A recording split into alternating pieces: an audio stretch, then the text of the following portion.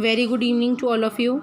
जो बच्चे चैनल के ऊपर नए हैं वो वीडियो को देखने से पहले चैनल को लाइक और सब्सक्राइब करें और आगे से आगे वीडियो को शेयर करें ताकि लॉकडाउन के दौरान प्रत्येक बच्चे को इस वीडियो का लाभ प्राप्त हो सके।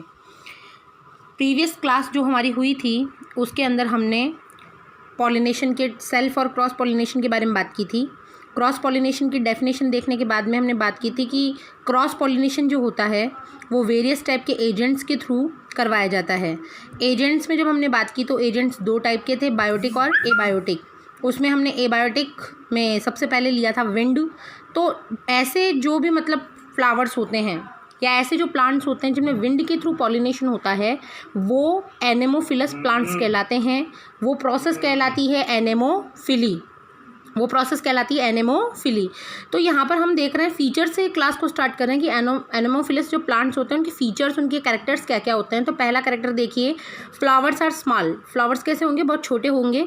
कलरलेस, उनके अंदर कोई कलर नहीं होगा। इनकंस्पिशियस, अस्पष्ट होंगे। बाहर से देखकर उनको आप क्लियर कट उनका डिमार्केशन नहीं कर सकते, उनको पहचान नहीं सकते। सेकेंड पॉइंट क्या है?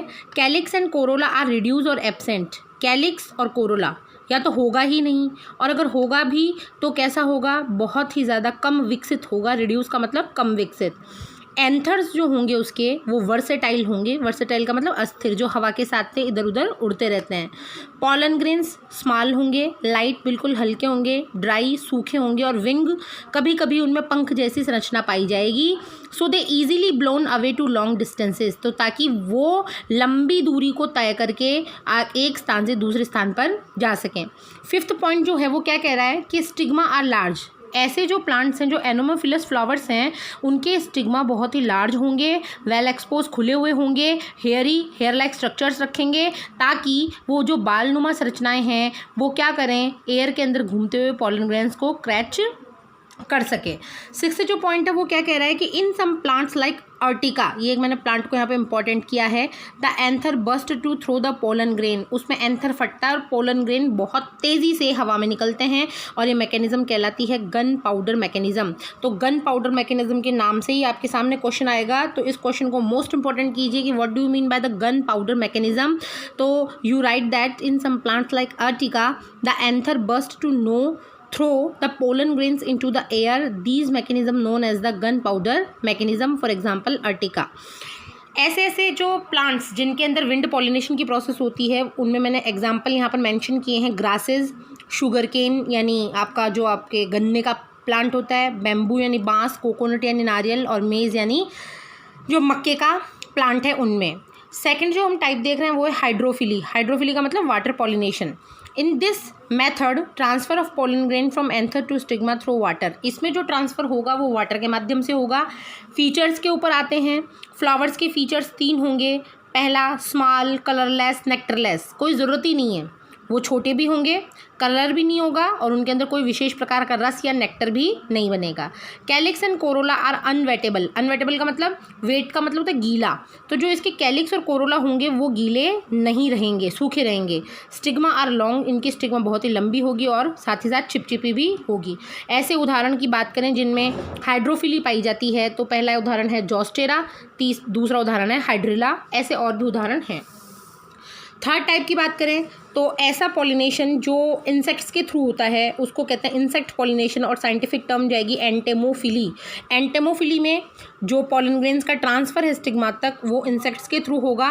फीचर्स की बात की अगर कि फीचर्स क्या क्या होते हैं, तो पहला फीचर होगा फ्लावर आर लार्ज। फ्लावर बहुत बड़े होंगे, ब्राइट कलर, चमकीले रंगों के होंगे, कंस्पिशियस स्पष्ट होंगे, बाहर से दिख जाएंगे। सेकंड पॉइंट है स्मॉल फ्लावर ब्लूम इन बंचेज। जो छोटे छोटे फूल होंगे वो ब्लूम का मतलब होता है खिलना, वो बंचेज यानी गुच्छों के रूप में खिलेंगे टू अट्रैक्ट द इंसेक्ट, और उनकी तरफ इंसेक्ट्स क्या होंगे बच्चों? अट्रैक्ट हो जाएंगे। यूजुअली प्रोड्यूस स्पेसिफिक ऑर्डर, और कभी कभी क्या करेंगे? बहुत ही विशेष प्रकार की जो गंध है उनको स्रावित करेंगे। थर्ड है outer surface of pollen grain में बी रफली। जो बाहर की जो सरफेस होती है पॉलन ग्रेन्स की रफ हो जाती है, स्पाइनी, उनके ऊपर कांटे पाए जाते हैं, कभी कभी वो चिपचिपी हो जाती है। Angiosperms pollen grain possesses yellow sticky substance, और जो एंजियोस्पर्म पौधे हैं उनके पॉलन्स जो हैं उनके पास में येलो पीले रंग की चिपचिपी प्रकार का सब्सटेंस पाया जाता है, उसको हम कहते हैं पॉलन किट। और ये जो पॉलन किट है ये एक्ट करता है इंसेक्ट अट्रैक्टेंट की तरह, ये इंसेक्ट्स को अट्रैक्ट करता है। जो पॉलन किट स्ट्रक्चर है वो इंसेक्ट्स को अट्रैक्ट करने के काम में आती है। तो यहाँ पर मैंने एक पॉइंट मेंशन किया है, among insects bees are most common pollination agent. तो अगर इंसेक्ट्स की बात करें तो इंसेक्ट्स में भी 80% के आसपास जो पॉलिनेशन की प्रोसेस होगी वो होगी बी के माध्यम से, बीज यानी मधुमक्खियाँ। तो इस तरीके से ये जो मैंने कुछ मोस्ट इंपॉर्टेंट बातें थी यहाँ पे रिलेटेड वो सारी आपके सामने शेयर की हैं। और भी कोई आगे जो आपको प्रॉब्लम आती है वो आप मेरे को कमेंट सेक्शन में लिखकर बता सकते हैं। और नेक्स्ट जो बात होगी वो हम नेक्स्ट वीडियो में करेंगे। Have a nice day.